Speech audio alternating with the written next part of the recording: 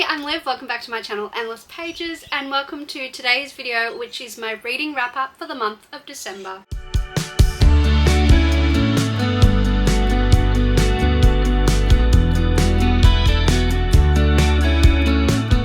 Hello, welcome to my December reading wrap up. Let's talk through what I read in December and what I thought about each of those books. I read 7 books all up in December, which is pretty good for me, so I'm pretty chuffed with that. One of those was a manga and one of those was a short story, so I read 5 books, but that's still pretty good for me, and I am going to tell you what I thought of each one of them. The first read for December was something that I read about 70% of the book in November and finished the last like 30% in December. So I didn't read like heaps of it this month, but I still finished it this month. And that was Vampires of El Norte, by Isabella Canas. This was a frustrating read. I don't know how to describe this book well. So, set in Mexico on a ranch, we have Nina, the daughter of a rancher. He's the ranch owner, and then we have Nesta, who's an employee of this ranch. Ever since they were little, the two of them have been like tight best friends, and in love with each other basically. And then one night they both go out looking for buried treasure, because Nesta's grandmother tells stories about buried treasure and folklore kind of stuff. Nina is attacked by this monstrous creature, and Nesta runs away thinking that Nina is dead. We then have a time jump to when I can't remember how old they're meant to be, like 17, 18-ish years old, I think. And Nesta has been kind of going around from ranch to ranch, sleeping around, surviving, and Nina's really salty and hurt that Nesta left, but he only really left because of miscommunication. He genuinely thought she was dead. Then the United States invades Mexico, and they're kind of reunited when Nina's brother and father and all of the employees join up to fight the war. Nesta joins up as well. So yeah, we follow them as they reconnect after Nesta left all those years ago. And I think what was most disappointing about this book to me was that I went in with an incorrect assumption that the vampires were going to be the major plot of this book, and that's absolutely not the case. The romance is the main plot of this book, and it's not a good romance. So that kind of sucked. We kind of have this issue where Nina's mad at Nesta for leaving, but he genuinely thought she was dead, and that's why he left. I definitely on Nesta's side for majority of this book, and it's a very frustrating read because Nina spends the majority of this book going back and forth being like, oh my god, he's so hot, I love him, I want to sleep with him, I want to be his wife and live on his property with him, and have my own life and family with him. And then like 30 seconds later she's like, no, we can never be together, my father wouldn't let us. And that is incredibly frustrating because this book was just like, I don't know, like 400 pages of her having having those two opinions and going back and forth between them. I love him but we can't be together, but I love him but we can't be together, and that was incredibly frustrating.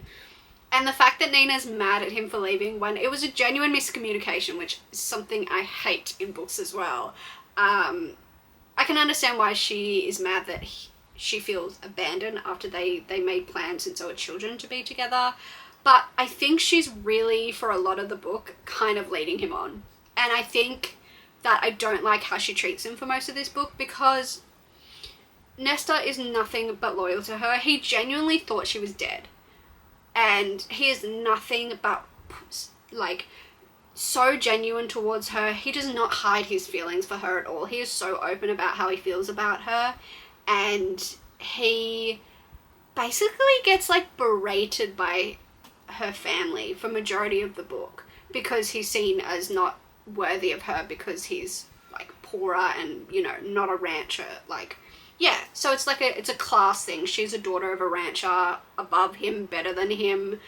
And I just think it's frustrating that for someone that she claims is the love of her life, for majority of this book, she just kind of sits aside and lets her family be incredibly, like, classist against him and cruel to him, even though he's been like a loyal employee of the family.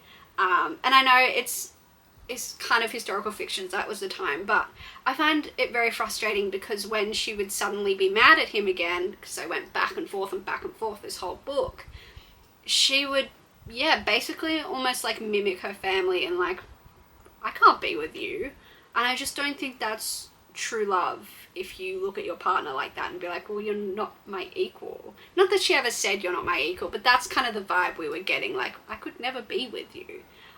So I feel like she was leading him on for so much of this book because, yeah, one second she's cuddling up to him, the next she's like, we can't be together.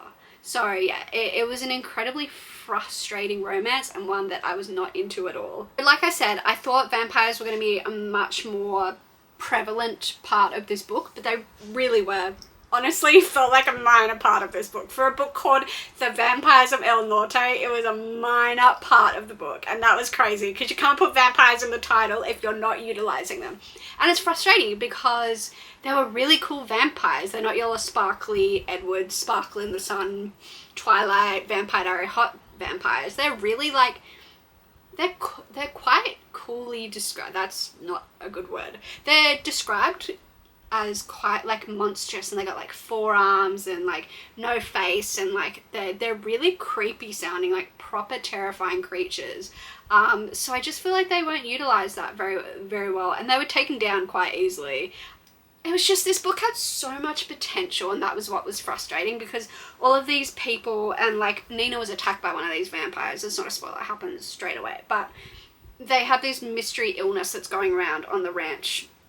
The ranchers and all these male employees are going down with this illness, and they don't know what's happening to them. And it's these it's not a spoiler. You know, it's these vampires, and it was almost good in the fact that it was trying to say that even though these monstrous creatures were attacking men, it was the colonizers, it was the United States that were actually more like vampires in the end than the actual vampires. And I was so like, oh, this is trying something, and it's almost working.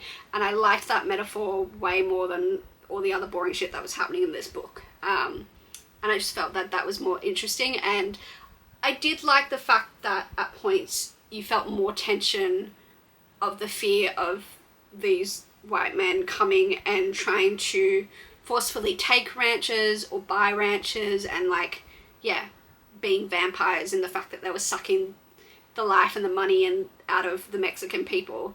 So I really liked what I was trying to do, but there just wasn't enough of that, and there was too much of Nina being like, oh, but I love him, but I hate him, and we can never be together. Our father would never allow it, but I'm gonna have sex with him, but our father would never allow it. Just, oh my god, excruciating. The other thing I want to say about this book is that there was even more repetitiveness. There was not only just the repetitiveness of Nina's thoughts, but the scenes, it was hard to distinguish a lot of the scenes. So there was a lot of scenes where Nina and Nesta are separated from the group and they're traveling together. And it'd be like, okay, we're gonna hide in our tent from the vampires.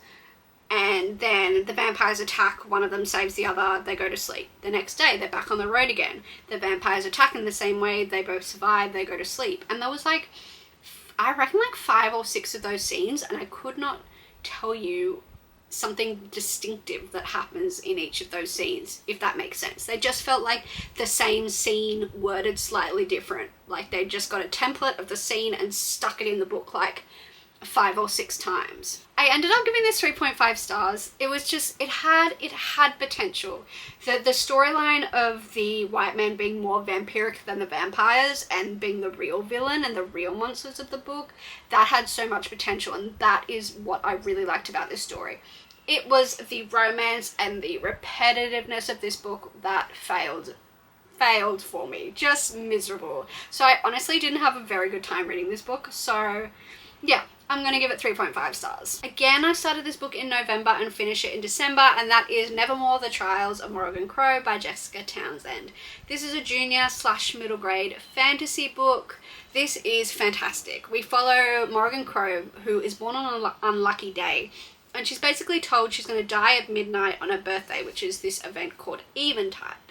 Then, as she's waiting to die, this man shows up called Juniper North, and he's like, come with me, you'll survive. So she runs away with him to this magical new land, and she has to face a bunch of trials to stay in this new land. And this is fantastic. This was an absolute joy to read. I adored every moment of it. It is just pure childlike imagination, wonderment, and just a load of fun. I think Morrigan Crow is a great character for young people, especially young girls, to read. She is witty, she is intelligent, she is kind, and she has really strong morals, and a great imagination and curiosity. And I think she's a great role model for especially young girls to be reading. And yeah, this was just pure imagination and pure fun. I just had a huge smile on my face reading this whole book, and the humor in it is so good. It's absolutely hilarious. Also, the world building and the writing in this is amazing. This is just a really cool world filled with amazing and wonderful, wacky kind of inventions, and their like train system is fun, and we've got talking animals, and just everything you could want in your fantasy books. And the plot was really good as well, and there's a really cool villain in this book that I like, who's actually kind of scary for a kid's book. I don't know, it just teaches just absolutely wonderful lessons of loyalty and friendship and curiosity and found family, and there's a place for everyone in the world. And I just absolutely had the most amazing time reading this. I flew through it. I feel like every time I talk about a 5-star in a wrap-up, I just don't talk about it enough or well enough. But pure whimsy, fun, imagination, good messages, world building, cool magic system, 5 out of 5-star read. The next book I read was One True Loves by Taylor Jenkins Reid. I'm not going to talk about this in crazy detail because I read it in a reading vlog. There it is, go watch it if you like. This is a contemporary romance book. It's one of her older ones before she started writing historical fiction. We follow this woman whose name I can't remember. And she gets with this guy. They get married, they're in love, having a good time. He goes on a helicopter ride. Helicopter goes down, is presumed dead. Then she reunites with this childhood crush. They get together. She gets engaged to him. While she's engaged to him, she gets a call that the original husband has been miraculously found alive. So she has to make a decision about who she's going to be with. This book had so much potential and fell flat. So the first part, the book's kind of split up into like 3 or 4 parts. The first part sucked. It was the story about how she met her original husband. It's very long and yet it's so rushed. I think I said all this in my review in the vlog, but basically way too much time is spent on her childhood with information that is not at all relevant or useful or needed to the story, and too little time is actually spent getting to know this first husband. And that made me feel that I had no emotional connection to the man, nor did I give a shit when his helicopter crashed. The second part is so much better because this is where the writing shone the most, was the talk about her grief and her trying to get on with her life after such a tragedy. This is where I thought the writing went good, and then the writing just went bad again because, I feel like I cared more about the fiance than the original husband because I spent more time getting to know him. So obviously I was going to be way more on his side because I gave more of a shit about him because I knew him a bit better. I knew their relationship better. And I just feel like this book was really boring. I didn't care that much about the romance, to be honest. And I didn't really like the first husband. I don't think I like how he treated her that well. And I didn't give a shit about the romance. The grief and the writing in that section was beautiful, but the rest of it was boring and frustrating. So I only ended up giving this 3 stars. Actually, I lied. I gave it 3.5 stars. Maybe that was 0.5 was for the grief. That was really well written. Next up, I read The Dawn Hounds by Sasha Stronick. This is also a frustrating read. This is the first in the End Song series. I don't even know how to describe the plot to you. I would just say go watch my reading vlog, my weekend reading vlog I think it was, where I read this, and I go into way more depth But this book was so oversaturated with plot points, if that makes sense. Like, I feel like it was too ambitious. That's what I'm trying to say. This book was too ambitious and had way too much going on. And there was so many, like, huge shifts that I just, at points, I felt like I was reading an utterly completely different book from when I started. There's, like, it's frustrating because it sounded so cool. It's meant to be like queer rep. I mean, it was queer rep, but I didn't like the romance. That was one of my big issues with this book. Yeah, so it's meant to be this queer fantasy where we follow this world where there's been this big war, and because of the war there was a speed up of technological advancement where technology is now pretty much made out of like plant life, and I found that was really cool but not well explained. I was very confused. So you have the plant-like element, you have the main character gets murdered and has to try and solve who killed her, and then you have this huge, crazy, complicated magic system with gods that just come out of fucking nowhere, and then you have a plague, and you have pirates, and there was just way too much going on that everything felt so incomplete and so rushed because there was just way too many plot points happening. A magic system that was incredibly confusing and not at all explained very well. There's all of a sudden there's just gods connected to it. This main character, when she dies, it awakens her powers and she just suddenly fully knows how to use them. Just can fully use them. No training necessary. Yeah, she just suddenly has powers and is like, yeah, cool, I can use them. The pirates are not at all utilized as much as they should be. They're a cool aspect of this book, but they just are not at all used very well. The romance is just utterly ridiculous. And I saw it coming, and as soon as I saw it came a reveal about it in the end, I was like, come on, please, please. So this was just an overwhelming, overly ambitious book that fell flat because there was too much going on and they couldn't utilize all the different plot points that they had going on. Originally I rated this 3.5, but I've moved it down to 3. It does not deserve the 0.5 at all. This was an incredibly frustrating and confusing read, and I will not be continuing on with the series. Next up, I read Bungo Stray Dogs. This is volume 1 of a manga series by Kafta Asagiri. This was fun. We find this main character who's living it rough. He's been kicked out of like a orphanage type thing, and he meets this crew of the Bungo Stray Dogs who are like supernatural investigators, and he gets pulled into them trying to hunt down this tiger that's terrorizing the town, and ends up getting employed by the Bungo Stray Dogs. And each of the Bungo Stray Dogs has this literary type power. This was really fun. I had a good time. This is giving found family vibes. It was fun. It was funny. I really enjoyed the first mission. I enjoy our main character. I think he's, I don't know. I like a good moral main character, and I think that's what he is. He's just a nice guy. He's sweet. There is a point of humour in this book that I don't think everyone would appreciate. I felt a bit uncomfy reading it at some points. I won't say what it is because I don't want to like upset people, but check trigger warnings before you go into this book. I don't know how comfortable I was with this being used as a point of comic relief in the book, because while some people would joke about it, other people might not appreciate that or think that that's funny or something that you should joke about. So that was a bit uncomfy, but for a first volume in a manga, it was really fun, and there was limited sexualization of women, so I always find that a win when I read a manga. Like, the bar is down here. There was one other thing that was made me uncomfy about this, is that there's incest. This is not the thing I was talking about before, but there's incest.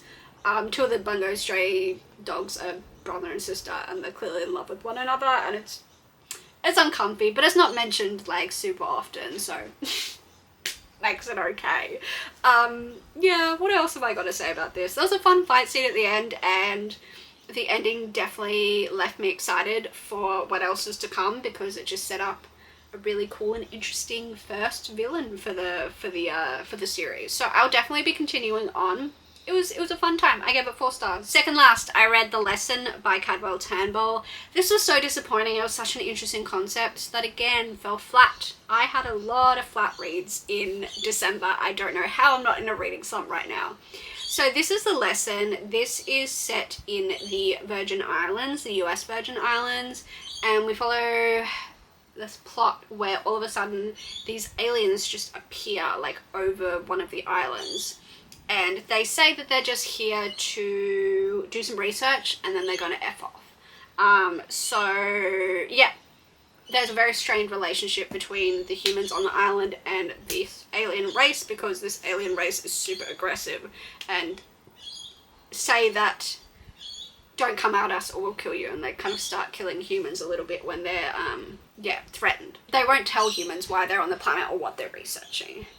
This was kind of similar, my argument's kind of similar to the Dawnhounds that I just spoke about, where there was too much happening at once. Where we followed like way too many perspectives, and yeah, a lot of the perspectives were connected, but there was way too many perspectives that the plot just jumped all over the place because we just had too many different perspectives. And it wasn't like a book where they're all the different perspectives but you're following the same story, like the same, I don't know, my comparison would be like Six of Crows, right? Six of Crows, you got a perspective from every crow, but they're all doing the same thing. These are all different people living different lives. So it was just really hard to keep track of, and I found that my concentration wasn't very good when I was listening to this, and I was just tuning out and having to rewind because I just gave up at points where I was like, I don't know what's going on anymore. And again, like the Dawnhounds, at the end just felt like a completely different book to where I started. I just didn't have any connection to any of the characters in this book. I found it quite slow and boring, and I was so disengaged with it. I was just listening to it to get it over and done with by the end, because I was like, I'm done. I'm good. I don't really care about this anymore. So I don't feel like I've described my feelings about this book very well, but it was too many perspectives, too many disconnected like storylines that I didn't care about. I feel like I'm really in the minority for this because majority of the Goodreads reviews I've seen are like four kind of stars, but I just really could not get into it at all. I really couldn't. I really tried, and I really couldn't get into it. And by the end I was like, am I even still reading the same book anymore? It just takes a shift and changes quite dramatically. So yeah, this was disappointing. I gave this 3 stars, I think. Let me see. Yeah, 3 stars. So the last book I read in December was this one. This is Sentient Claws by Holly Wilde. Yeah, this was a group read with Sash from Sash Reads and our other friends, Tracy, Ali, and Amy. This is just Christmas smut, basically. Ages ago, I don't know if it was last year or the year before, I can't remember, we did like a group smut read for Halloween. And it was such a good time. It was so funny that we wanted to do it again. So we decided to do a Christmas one, and it was honestly such a good time. A couple of us went on camera. We left our mics unmuted, listened to each other's reactions. It was a really fun time. Let's just say this is about Santa and Mrs. Claus and their sleigh that comes to life. And that's all I'll say about this book. I genuinely had such a fun time reading this as a group. It was absolutely hilarious, and we're definitely looking forward to doing more of these kind of reads. It was just a good fun time. Like I was crying from laughter. It was fun. And the book, it was silly, but it was kind of fun. I had a good time. I rated it 3 stars. It wasn't traumatizing like the Halloween read we did. That was genuinely traumatizing.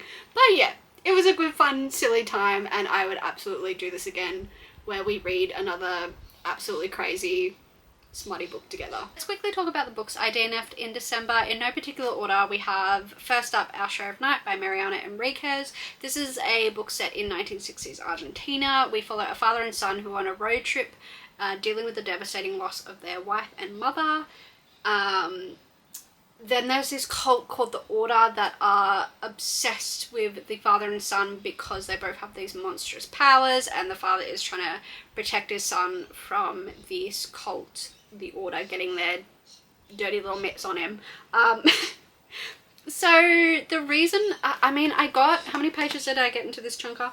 I got 194 pages into this chunker, and towards the end of December, I was trying to complete my Read the World challenge, and I really wanted to complete it, and I hadn't DNF'd any of the books for the challenge, even though I'm usually happy to DNF. I just felt like I wanted to actually read them all, but yeah, that was a mistake. This was a situation where I was 100% forcing myself to pick up the book and putting myself into a slump. Well, almost. I didn't go into a slump, thankfully. But I felt that my issue with this book was the pacing. It was a cool concept. The powers intrigued me. It was quite gory and bloody and very horror, and I liked that aspect of it, but I just think the pacing is where I really struggled. I found it really slow and excruciating to get through. So unfortunately the pacing has really put me off this book, and I don't think I could get through this whole book. I don't think I will ever attempt to get through this whole book. As much as the writing was good, the pacing, I couldn't do it. I have no interest in picking this book back up, sadly. So yeah, it's a pity because it was a good book. Yeah, I mean, it was kind of good. Yeah, it was a good book. Let's just say it was a good book. The pacing just not good. So it really crushed my interest in reading it. The second book I DNF'd in December was A Winter's Promise by Christelle Dabos, the first book in the Mirror Visitor Quartet. This was again a Read the World challenge book that I was trying to force myself to read when I really didn't want to. This is like a fantasy YA set in this world where people live on these different floating arcs, and a lot of people on those arcs are quite related to each other, so it's quite family based, and our main character gets married off to this guy from this winter kind of arc, really harsh Arctic type arc, and then I think she finds herself caught up in this, she finds herself as a pawn in a plot that will have consequences not only for her but for the entire world. This was too YA for me, very, very, very YA. I found the main character quite annoying and quite pick-me. I'm not like the other girls, got a vibe. And I could see that this was maybe turning into enemies to lovers, but the male potential love interest, I guess, the guy that she's married off to, is just rude. He's just a dick. So yeah, I, again, was really forcing myself to pick up this book. I just don't think the writing was very good. I feel like this is definitely a little bit more of a softer DNF. I don't know why I've suddenly just like not been able to DNF stuff anymore, because before I was more than happy to DNF and move on, but I feel like I want to give this a little bit more of a go. I don't know why, because I wasn't at all enjoying it, but I feel like I haven't given it a fair enough go. I don't know why, but yeah, this one feels like a little bit of a softer DNF. The final thing quickly that I DNF'd in the month of December was Dragon Fruit. This is by Mackie Lucia. This was again way too YA for me. It's about a girl, and she lives in this world where dragon eggs have this healing power, and it just felt very, very formulaic, like something I've read a million times. Girl is, I'm not saying that this is what the plot is, but it's a similar kind of like, girl is living in poverty and she's had a harsh childhood, then kind of has to do something she doesn't want to do and ends up getting caught with like this enemies to lovers with a man in power. And I just feel like I've read it a million times, and I had zero interest in the story at all, like zero interest in the story. So this is definitely a hard DNF, and yeah, way too YA. The only other thing I read in December was 5 rereads. So I got up to volume 10 at some point, maybe last year, of Jujutsu Kaisen, the manga series. 5 stars. I love that series so much, and I want to continue on with the series because I never continued on. Unfortunately, the bit where I'm kind of up to the Shibuya arc, I have had spoiled for me because I saw that scene from the anime on my TikTok before I even started the series. But yeah, we're reaching the height of the Shibuya arc where I'm up to like volume 10, 11, so I'm really keen to get back into it. So in the month of December, I just reread the first 5 volumes, and then I'll probably reread the next 5 in January, hopefully, and then I'll be able to start yeah, reading for the first time the newer volumes. Now that I've chatted with you guys about what I read in December, I thought I'd do a super quick reading wrap up for 2025 and talk you through some of the stats provided by Storygraph. So, my reading goal in 2025 was to read 60 books. I didn't hit that. I hit 45 books though, which I'm still more than happy with. That's a great number. I'm really happy with that. Now reflecting, 60 was probably way too high of a goal. For 2026, my goal is going to be 50 books, which is so much more achievable. That'd be only 5 more than I read in 2025. I'm telling you this here because I'm not going to do a goals video. I don't really set a huge amount of goals. The only one that I really want to hit is my reading goal. That's my big goal of how many books. So yeah, I want to read 50 next year, and 45 is still absolutely fantastic. And yeah, it's amazing that I read in 2025, honestly. It was the cursed year for me, so I'm happy with that. So what other stats do I want to provide with you? So yeah, 45 books ended up being around 14,819 pages. So my top genres, fantasy was my top genre, of course. There's no surprise there. That will always be my top genre. Followed by thriller, and then followed by romance somehow, which kind of surprises me. But yeah, I'm wanting to read more romance, so I'm always looking for recommendations. Please give me recommendations for romance. Then followed by mystery, which is same as thriller, I guess, and then followed by horror. And horror is definitely something I want to read way more of. My top authors were the author of J.J. Kaizen, which, not surprising, I read a lot of J.J. Kaizen volumes. His name is Gigi Akutami, I think that's how you say that.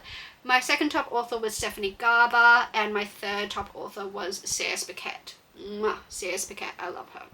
And then my average rating was 3.67 stars. And unsurprisingly, 100% of my books were fiction. That is one other semi-goal I kind of have. I know I just said I don't set goals. I haven't put a number on it or anything that I want to read 5 non-fiction or whatever. But maybe I should put a number on it. 1, maybe my goal is to read 1 non-fiction because yeah, I want to read more non-fiction. In terms of book length, 2% of my books were 500 plus pages, 36% were under 300 pages, and the remaining 62% were books between 300 and 499 pages. That is a super quick snapshot of my 2025 reading stats. I don't really track my own stats, so I just relied on Storygraph, so sorry it wasn't super detailed or interesting, but I thought I would share it anyway, and I'm definitely going to do a separate video with all of my 5-star best reads of the year. Thank you so much for watching this video. Let me know what was your favourite read of December, and did you reach your reading goal? Thank you so much for watching this video. I hope you enjoyed. Please give it a like if you did, and subscribe if you would like to see more of my content, and I will see you in whatever the hell I post next. Bye!